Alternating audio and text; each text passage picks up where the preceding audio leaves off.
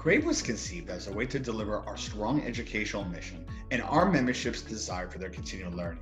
Through the CRAVE series, our chapter will deliver webinars and virtual meetings to deliver timely and relevant topics that are affecting our industry today. It's about the effort that we expend to connect with people. But you have an opportunity to see people, you have an opportunity to chat with people. We may not have an opportunity to have appetizers and share a drink with each other, but we stay connected, and that's really the most important thing. Being able to work together and learn together in a new format, a new environment, really helped us take those pre-existing relationships and friendships that I had to another level. CoreNet has taken the leadership in these kinds of conversations for years and years, and so we're delighted to have this long-term relationship with CoreNet.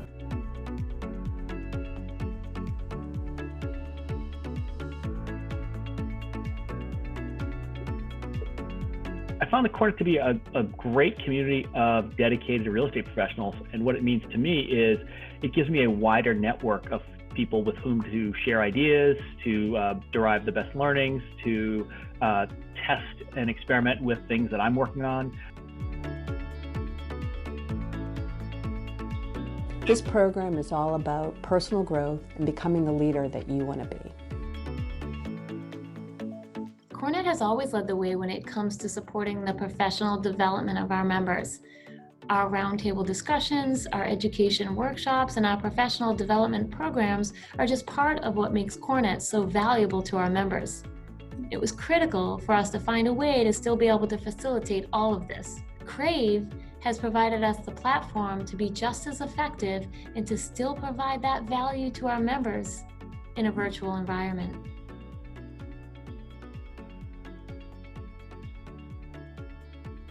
CoreNet not only provides a platform for different groups to come together regardless where you come from in terms of organization, but really help each member to feel like they belong in this organization.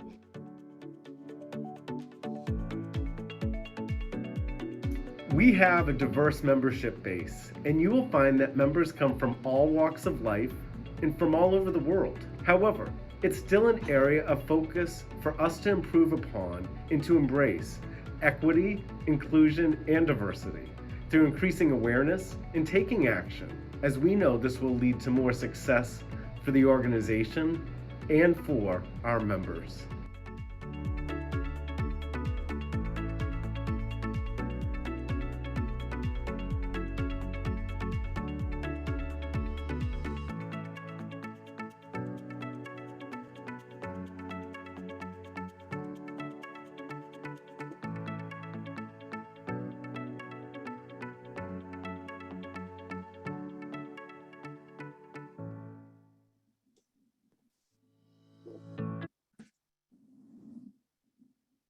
Good afternoon. My name is Jill Blanco, and I help manage CoreNet New England along with Executive Director Karen Hood. Thank you all for joining this afternoon. I'm here to kick off this CoreNet Real Access virtual education program. This is a Real Advantage workshop called The Future of Work, and this is brought to you by the Real Advantage Committee. Today's speaker will explore insights on employee sentiment during this unprecedented time. Before we start, I want to share a few things. This is a webinar and all attendees are on mute. Here's our agenda for today. We just watched the CRAVE video. Now we're going through the opening remarks. I will introduce the presenter and then she'll go through her presentation, and we will leave some time at the end for Q&A. This webinar will also be recorded and will be shared on the CoreNet New England YouTube channel. If you have any questions throughout the presentation, please use the Q&A section at the bottom of your screen. Our team will be checking that throughout the webinar. Here are some upcoming events that we have. The 2022 Career Strategy Series Part 2, Flow Over Balance, Working with Our Nature, will be on January 27th from 12 to 1 p.m. Leading from Within, DEI Leadership and Implementation with Dr. Donita Mosby Tyler will be on February 2nd. The Importance of Workplace Age Equity Across the Spectrum will be February 8th. And the annual ski trip to Waterville Valley Resort will be on February 18th. Be sure to stay up to date on all our CoreNet New England news, events, and updates through our social media channels. If you want to take a photo of the QR codes on the screen, you will be able to access our Instagram, Twitter, and LinkedIn. And if you have any questions or want to learn more, please reach out with the email address that I'll be putting in the chat in a bit. And all of our events and programs are made possible by the CoreNet New England sponsors. So we just want to take a moment to thank all of them. Great, and I am now happy to introduce our presenter this afternoon, Juliet Dorgalis, Head of Americas Research and Strategy at JLL. Thank you, and it's nice to be with all of you today. I was looking back at my presentation from last year. I gave a similar one on future of work, and that was really more centered around return to work and when that was happening and what that was going to look like. So I'm going to pull up a presentation, and I think one of the key messages is that while we have seen things change over the past 2 years, some in very drastic ways, some of the things we've seen change were actually in progress and accelerated by the COVID-19 pandemic. I think you're going to see my notes. Sorry, everybody. Let me disconnect from my monitors. I'm not good with the technology, even after all this time. Is a little bit of a perspective, kind of looking back to look forward and give you a sense for what we've been talking about, not just in light of the pandemic, but what we've been talking about for the past couple of years. And it really comes down to what is the most optimum workplace for employees? What are they looking for? Where do we see real estate and workplace strategy and design and employee demographics and labor heading into the future? So I like to go and be a little bit reflective on where we're at, and it's important, I think, and especially right now, to keep perspective. We've been through such a unique and challenging and stressful period in our history, and it's easy to start getting into the mindset of things will never be the same again, or I'll never do this again, or I will only be doing this moving forward. And I really like this quote, because we sometimes think in short-term periods of how long-term will look versus thinking long-term about what the short-term really will be like and the impact for that. And, it really comes down to perspective. But what I'm going to share with you actually are a handful of slides that I put together in February of 2020, right before the pandemic started. I was getting ready to make a presentation on the suburbs. Were they dead? Were they coming back? Was it somewhere in between that story? And I did a lot of research on cycles. In real estate research, we're constantly looking at the cyclical performance of buildings or markets or economies. We sometimes forget that trends are cyclical as well. And when we started digging into this, we went through a fun historical perspective on the office. First it was the private office. If you date back before this, it was kind of an open plan back in the 50s and 60s that evolved into the private office.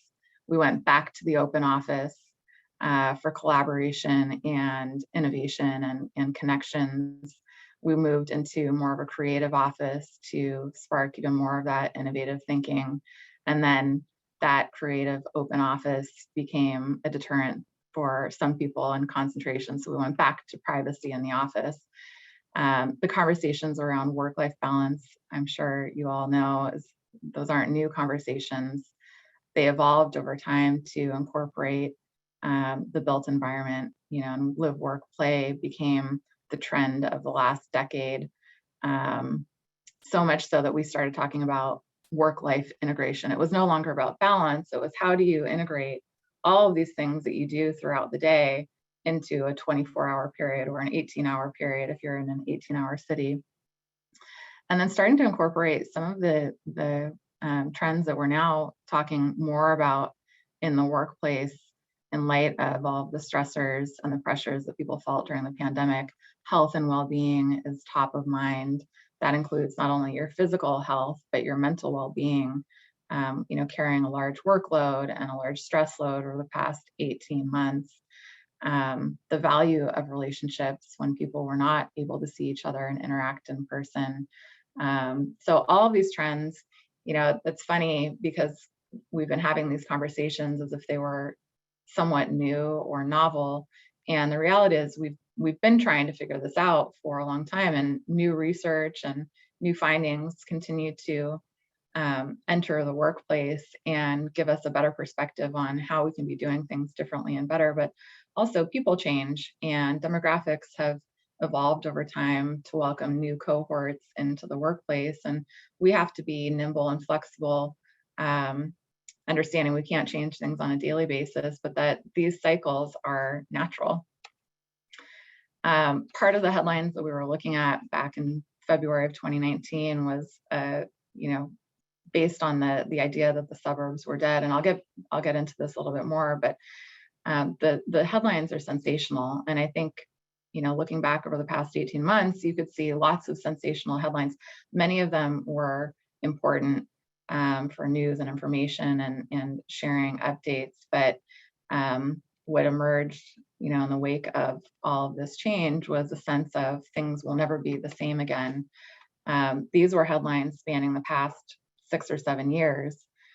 Fast forward a couple of years from now, and the sentiment started to change around the suburbs. And I think this is just a great representation of how quickly we start to see different patterns emerge based on life cycle changes as people age and start families, or as people retire and they decide to live in a different location.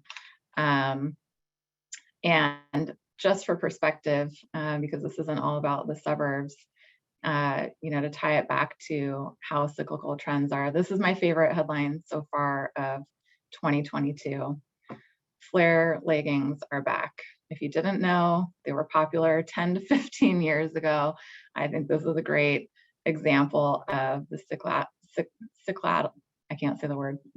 the cyclical nature of what we're seeing today. And I think it helps just set the tone for keeping perspective, understanding that we've been living through an unprecedented experience and time. And there's a lot of change management and kind of grace that goes along with something as significant as we've all experienced.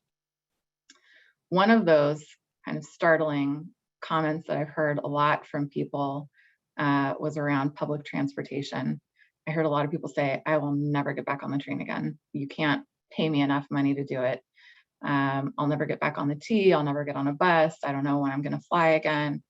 None of those things sound safe or appealing or like anything I want to do again in the future.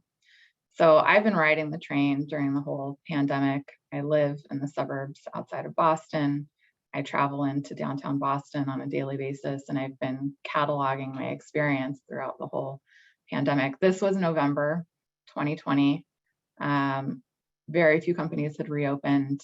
It was a bit scary, if I'm being honest, going to the train station at 5 o'clock at night. There was just nobody there, and it wasn't scary unsafe. It was scary that there was nobody else around to experience it with me. Fast forward to the summer, and a lot of people probably who said they'd never get back on the train again were now coming into South Station. Some of this was tourism, people heading down to New York on Amtrak. A lot of it you can see are people going to work. They've got their laptops. It's hard to see in this picture, but people are sitting, within 6 feet of each other, and that has only increased in the past few weeks, even despite the Omicron variant surge, which we're now starting to see evidence that it's probably peaked and maybe on the decline. So I say all of this because those headlines can be misleading, and it's easy to draw conclusions that people will or won't do things ever again just based on some anecdotal evidence. And it's really important to see what's happening out there.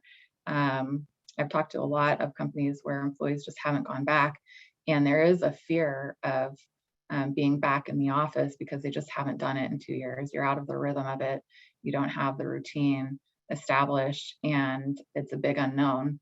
You know, it's like moving to a new city or going to a new job or a new school for the first time. So that's my little retrospective on, things that we had been talking about pre-pandemic. And I think it's just important context to keep in mind that we've been talking about a lot of these trends, and we'll continue to talk about the future of work and the right workplace as we learn more. But just to give a quick snapshot of how close to normal we are compared to pre-pandemic levels, we have been tracking what we call the comeback index or the comeback rate. And it's an index based on a variety of different metrics. You can see that we've been tracking the change in sublease space, which a lot of tenants put onto the market early on in the pandemic. We've seen that shift and even decline in some areas. We've been tracking office reentry of employees. We've been tracking the labor market and how economies have recovered from all of the job losses early on. We've also been tracking the vaccination rate. That's become an important part of going back to work. But with that, you also have to understand what is everybody's comfort level. Because it is still such a big unknown for many people, we're still working through the comfort of that. But there are also, changes that have become probably the norm for the workplace over the next few years, if not longer. And I'll chat through some of those as well. When you look at the index broken out by all those metrics, you can see that the labor market is, for the most part, back to normal. I'll share what that looks like in more specific details. Everyday life is still not entirely back to normal. Not everybody feels comfortable going into public places, especially right now. Not everybody is traveling on a plane. People don't feel, as comfortable as they did going into the office. But we're seeing the vaccination rate continue to increase, and that's changing. We also have evidence that the Omicron variant is not as severe. So all of those things we've been tracking to understand how quickly or how close back to pre-pandemic levels are we. We've also been conducting surveys with our clients on the occupier side and trying to understand, okay, of the changes that you've implemented, what do you think will be permanent in the future? And you can see here on the left-hand side, allowing employees to work remotely in a hybrid model, not full-time remote necessarily. That seems to be the most significant permanent change that will be lasting after the pandemic. I think, if we were to go back and analyze it pre-pandemic, there was probably a lot of unofficial hybrid working taking place anyway. So it's a tough measurement to say, here's what it looks like before versus after. A lot of people in sales industries traveled for work and weren't necessarily in their home office on a daily basis. Sometimes people even traveled within the region. I know I would spend time in different client sites and different offices based on my presentation schedule in the greater Boston area, but I would consider myself a full-time office employee. But flexibility has emerged as a key trend.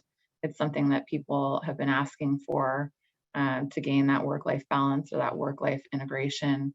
And there is a recognition that there's a benefit to flexibility. It makes employees feel empowered. They feel a sense of autonomy to do their best work and pick the location where they can do that best work. But there aren't, other significant changes that are really top of mind. The transformation of workplace into more engaging workspaces was already underway and had been really over the past 10 years. New learnings, of course, had emerged over that past decade. But, when we talk a little bit more about the hybrid work schedule and the concerns around that, because we're going from what was a full-time, in office work schedule for many companies, even if there was unofficial hybrid working, to now a more stated policy around hybrid working. And how do you make that work as organically as probably, some of that flexibility that had been naturally built in pre-pandemic. The top concerns for employers that we have surveyed all focus around lack of face-to-face collaboration and how that impacts your culture. Culture, as we know, has a big impact on engagement and employee retention, and also the ability to be creative and innovate and help to grow the company more or grow in different parts of the company. So those have been the top concerns. They've remained pretty consistent as we've been surveying our clients over the last 18 months. And there's really no replacement for the in-person collaboration. We've heard a lot of feedback around the impact of constantly being on Zoom, the kind of mental fatigue that's led to. And we've started to see early evidence that it has impacted productivity for some people. When we look at, and this is as of October, and of course, when we did the survey, it was in the midst of the Delta variant, which then made way to the Omicron variant. But still, few companies had really brought employees back into the office. Those employee timelines for return had continued to be pushed out, into early January 2022. We've heard some companies now pushing that out further as they evaluate the impact of Omicron. And again, without having people back in the office, it's been hard to gather data and information to understand how are people really utilizing space and what are the activities they really like to be doing in the office. And that's because the comfort level has declined, as the spread of these variants and the rapidness of the spread has persisted, through fall and now early winter. That has been a dampering effect on the ability to come back into the office comfortably. And, for those companies who hadn't done it, it was a big unknown. So we've seen that impact the sentiment around coming back into the office. On the flip side, though, the labor market has nearly recovered from the early days of the pandemic. We're still seeing a gap in employment recovery in the services sectors, restaurants, retail, hospitality. There still remains a labor shortage there, but in most office using sectors, we've seen a near full return to employment. And what's interesting is when you look at this market by market, and what we've done here is we've taken a comparison of pre-pandemic, so the light purple is the pre-pandemic employment rate, and then the darker purple is current. You can see some markets actually have recovered and then some. So Atlanta, Phoenix, Nashville, all markets that have benefited from migration to warmer climates, to markets that have been a little bit more open over the past 18 months. We've seen employment levels fully recover and even shrink in terms of unemployment rate over the course of the last 18 months, while some markets, specifically the gateway markets like Los Angeles, New York, Chicago, and even Boston have been slower to recover. Again, that gap, and what we've seen in Boston, that gap has really been in the service sector. We're still seeing a little bit of a delayed recovery in healthcare, but office using sectors have actually recovered and grown since late 2019 peak employment levels. So I share all this because I think it's a positive sign for how we're thinking about returning to the office, when to return to the office, who's coming back, the growth of companies, and the role that coming back into the office plays. It still does play a vital role for people for a variety of different reasons. I can tell you I'm in the office on a daily basis. I'm here now. We've just moved into new space, so it's not decorated, but I come here because it's better for me, productivity-wise.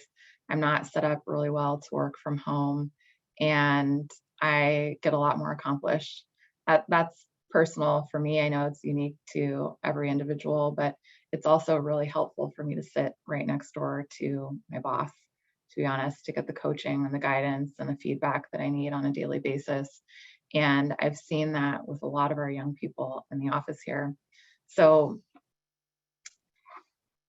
as that translates, you can see leasing activity 2021, so this is year end versus 2019 in terms of recovery, has accelerated in some of those same markets where we've seen employment recover and grow. A lot of growth in the Sunbelt markets. When we look at the gateway markets, we're still lagging behind. A lot of that has to do with the fact that the gateway markets are home to some of the biggest technology companies. And those companies have been the most conservative in terms of returning to office. There's been, a little bit of a push and pull between managing employee expectations, employee needs, understanding that working parents were dealing with a very different situation over the past 2 years. Also understanding that the topic of flexibility and remote working and working from home and working from elsewhere has emerged in the conversation, and it's created a different dynamic for some of these larger organizations to navigate. How do we come back into the office? What is the value proposition of coming back into the office? What makes it a compelling place to go to? The topic of public transportation has also still remained a concern, despite the fact that you saw pictures of people getting back onto public transit. For the gateway markets, and Boston included in that, it is still a concern for people who haven't been on there, who don't know how it feels to sit shoulder to shoulder with another person. And of course, as I mentioned, the variants have been a deterrent from that. But if you look at Boston, and we've seen a little bit of a slip backwards because of the variants, we have recovered nearly 40%. This number was a little bit higher back in the fall. New York City, which is the most transit dependent market in the country, and pre-pandemic catered to about 3 million people daily. We've seen nearly half of those people get onto public transportation since the start of the pandemic. So all of that is to say that once you get back on, we've seen a comfort level return. But again, there's a chicken and egg situation where employers have not called employees back. And so people haven't had the chance or the reason to take that train ride or that subway ride. We'll start to see more of that emerge, hopefully, as we come out of the Omicron variant and move into spring and better weather. But what I wanted to share with you are some additional research findings from this global survey that we've been conducting. Really trying to understand what do employees want. We've heard a lot from employers what they're concerned with around working from home or returning to work. And we've talked a lot about workplace redesign and what that looks like, but we've spent some time talking to employees and understanding how are they feeling about going back into the office. And what we found is that priorities have shifted. There's a different outlook on what quality of living means to different people. As I mentioned earlier, we've seen working from home fatigue start to set in, the long haul and the stress of the pandemic really starting to impact people, their health and well-being and mental well-being. We've looked at this across different demographic and family profiles to understand how is it differing for empty nesters versus people at home with young kids.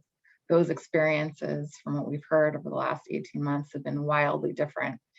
And some of the new challenges that emerged from working from home that people wouldn't have known or anticipated, and really the value of the office place.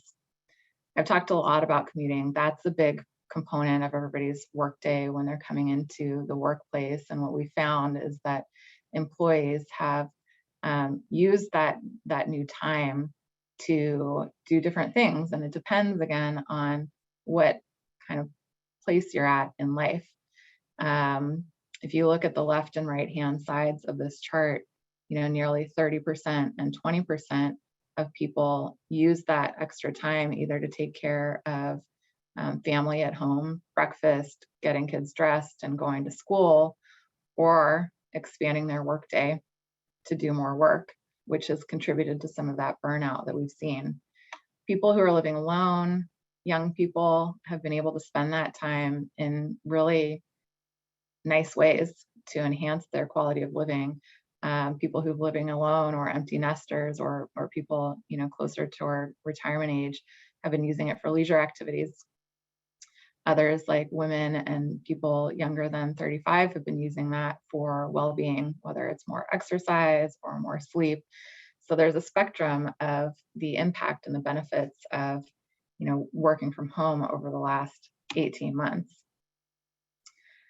As we asked people, what they miss about the workplace, a lot of people said that change of scenery was the most missed aspect.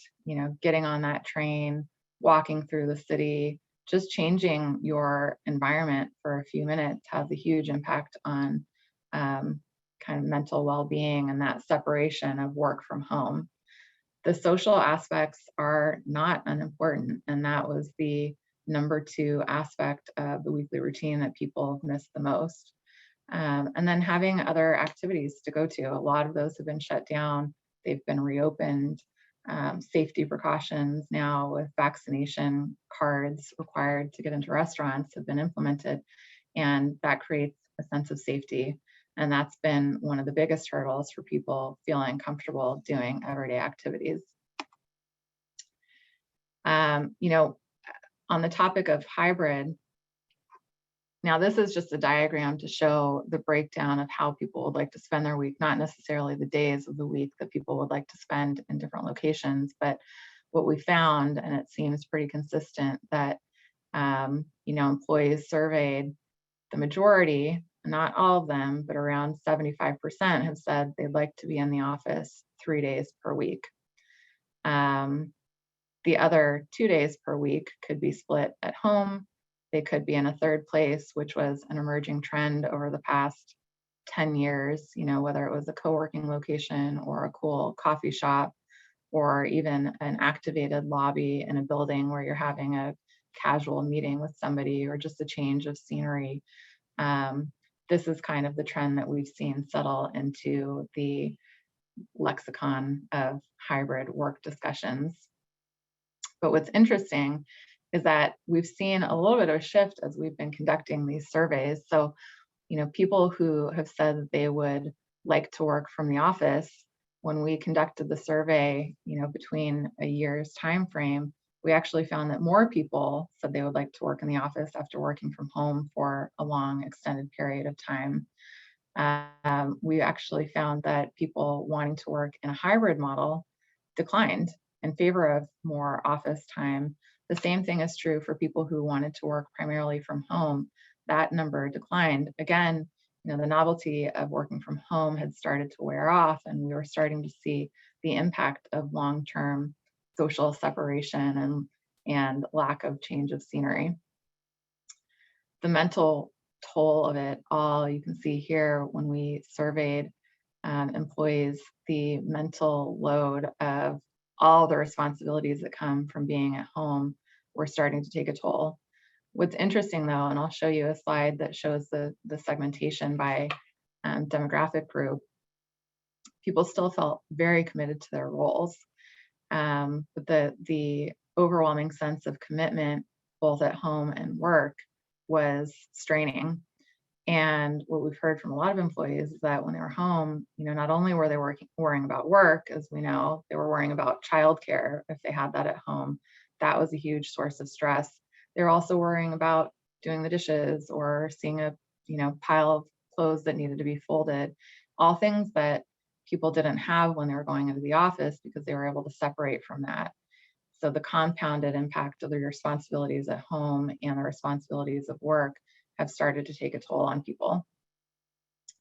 And you can see how that's segmented by group. Now, I showed you what it looked like when employees were using their commuting time in different ways, and people with young children were spending that on caretaking, and people living alone were spending their extra time on leisure activities and health and well-being activities. You can see that as it relates to everybody's current state of mind, and granted this survey is a few months old now, but the difference between people living alone and working from home versus those who have responsibilities of caretaking are quite stark. People living alone have been feeling more detached and less engaged with their workplace. They have better work-life balance than the people working with young children. But those people who have responsibilities that are both financial and caretaking have demonstrated or expressed a higher commitment to their jobs, which is interesting. And then you start to think about, well, who really needs to go back into the workplace if we want to retain our employees, engage them in meaningful work, give them the tools and the resources that they need to be successful. And you can start to think about, especially young people just out of college, this has been a very isolating time for them. If they've been especially, socially distanced from others. When we asked about what will make an employer unique in the long term, again, health and well-being emerged as a top priority for people. Having access to an outstanding workplace experience contributes to that. So there's a twofold kind of benefit from making the workplace really unique, really engaging, and creating a destination out of it. But with that, employees are really looking for a sustainable workplace. They're also looking for a workplace that's inclusive, where people feel comfortable being at work. They feel that they're being treated fairly and they're being included in their workplace. All of these trends actually, among the pandemic accelerated trends, I would say inclusivity, having a sustainable workplace really have emerged at the forefront of being very important to the future of our labor market. Something not to take lightly and to disregard as we move into 2022 and the future of work beyond. And then lastly, as we've been looking at the workplace and understanding that people are unique and have different needs, and thinking about the inclusivity of different employee types, we've created these 4 personas. The traditional office worker, pretty self-explanatory, but what we found is that the people who said in October of 2020 that they would like to be in the office full-time, that number actually increased to 42% in our last survey. The people who are favoring a hybrid working experience in the way that we described, 1 to 2 days per home, that stayed stable. The people who would like to be in that hybrid work structure and gain a little bit of work-life balance have been consistent in their need for that. What's interesting, though, are the people who indicated a desire to work from home nearly full time. So the wellness addicts who would like to be at home 3 to 4 days per week, that number actually declined from our initial survey in October of 2020, down from nearly a quarter of respondents to 20%. And same goes for free spirits, the people who wanted to work from home full time. In October of 2020, we were tracking 12% of our respondents, and that declined below 10%. So again, thinking about the cycles of people, the needs of everybody during the pandemic, and the distinction between short-term and long-term thinking, we've seen that some of this has evolved into less stark and sensational headlines and more realistic expectations around what employees need, what employers need, and how those two can come together. So in closing, I think I'm just on time. The workplace reentry best practices that we've been hearing about, and we've been hearing about a lot of creative strategies to either help people work from home better, help people work from the office better, help them merge the two. vaccination has emerged as the top best practice in terms of making people feel comfortable about the workplace that they are returning to. We've seen a lot more employers come out with vaccination guidelines for people to be in the office. A lot of them look like, show us your vaccination status. And if you're not vaccinated, you either can't come into the office or you must wear a mask full time in the office. That has started to evolve into higher comfort levels for people, understanding that they're going to be in a space that feels safer to them, especially again for those people who haven't been in the office for 2 years. Hybrid schedules, those seem to be here for the near term and potentially long term. Again, I think a lot of people were probably working in some sort of hybrid schedule pre-pandemic, but we're formalizing that a little bit more, and we're creating a little bit of peace of mind around the ability to obtain a work-life balance that works for people and considers their caretaking needs, their childcare needs, their health and well-being needs. Spatial distancing is still a consideration and a concern, especially right now as we continue to work through the COVID pandemic. But again, we don't have a lot of data around how people are utilizing the space in this post-pandemic world, because a lot of people have just not gone back into the office. One of the big attractors of going back into the office, we've heard, food. That has been a significant driver of getting people back to work. It creates a social experience for people. It helps to create that work-life balance that people have benefited from at home, being able to just quickly grab something or make themselves lunch in their kitchen. We've also heard about transportation benefits and subsidizing some of the transportation costs, making it easier for people to come back by paying for parking or paying for transit tickets. We haven't heard of that being really widespread, but it's definitely been something that's been in consideration. And then, of course, following the guidelines as they change and evolve over time, the top priority for everybody safely getting back into the office.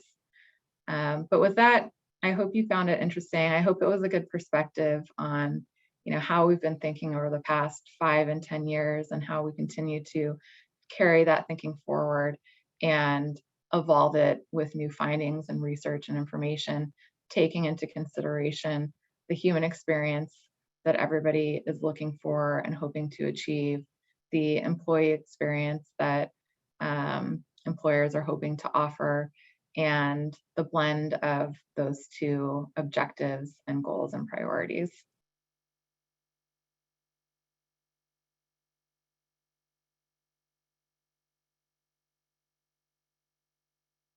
Thanks, Julia.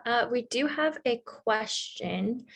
Let me pull it up here. It says, in the slide identifying health and wellness programs as the most evolved workplace priority for the survey, how did H&W programs include building design and policy implementations related to human health and well-being?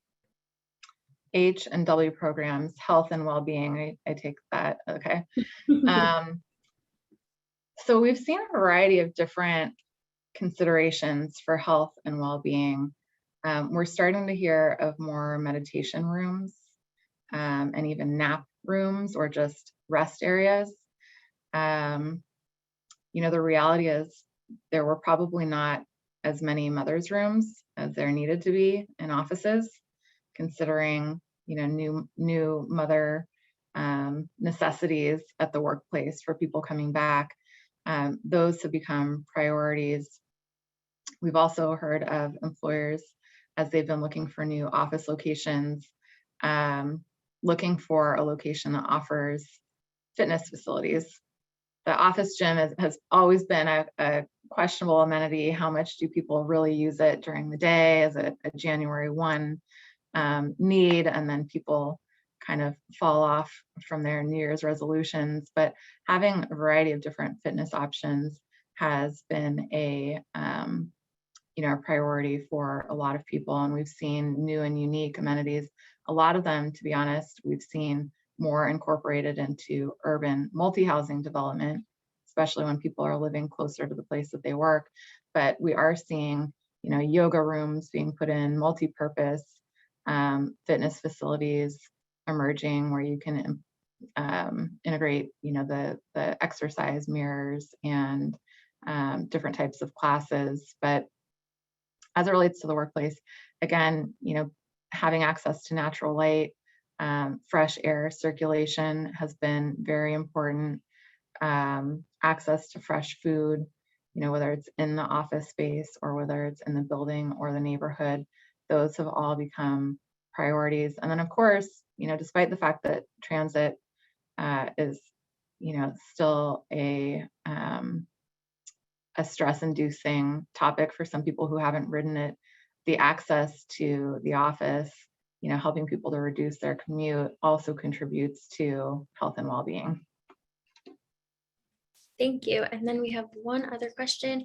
Are you seeing more free address or pooled seats as a result of hybrid? Yes, for certain groups who, have identified either a desire to work from home the majority of the week, or for those who are, actively going to client sites or traveling for work, we have seen that implemented. We haven't seen it widespread though. And of course, this is based on more limited data than we would like, but there has been some concern around going free address and telling people they no longer have dedicated desks when you're actually trying to incentivize them to come back into the office.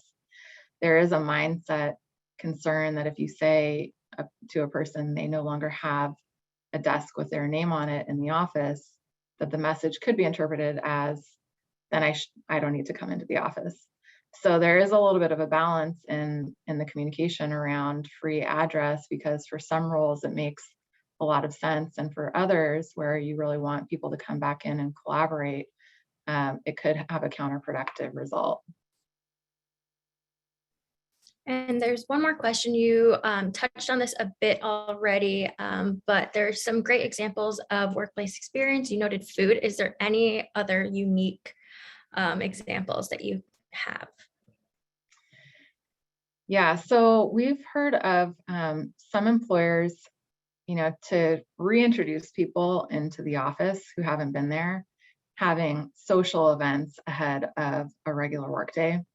So inviting people back in to have a social learning event with a speaker, or just a gathering with food and drinks, to get people back in to see what it feels like to go into the office. So it's not necessarily unique, it's more of a change management and a kind of reintroduction into the workplace.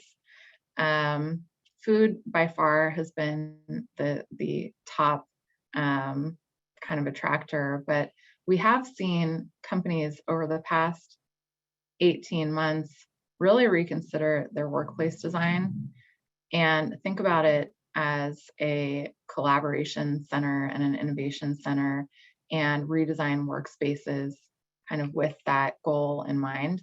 And out of that has emerged really unique and interesting design where you've got a lot more social space. I can tell you in our new office, which we just moved into last week, we have a lot more meeting rooms. We have a lot of open cafe area, and it's been really nice to just walk over to the cafe. It feels like you're in a cool coffee shop and sit down and have lunch with somebody that you haven't talked to in 6 months. So that has been a very welcome new addition to our workplace experience. Great, thank you. And I want to give everyone, we have about 10 minutes left. I just want to see if anyone has any other questions. If not, let's see. Give it a second. But Julie, I want to thank you so much for your discussion presentation today. I think it was really informative, and I'm glad we were able to answer some of the questions. Oh, okay. I think one just came in. Oh, no, just an appreciation for the presentation again. My pleasure. So thank you so much. Yeah, and thank you everyone else for joining us today. Again, this recording will be available on YouTube following the event. Thank you. Thanks, everyone. Have a great weekend.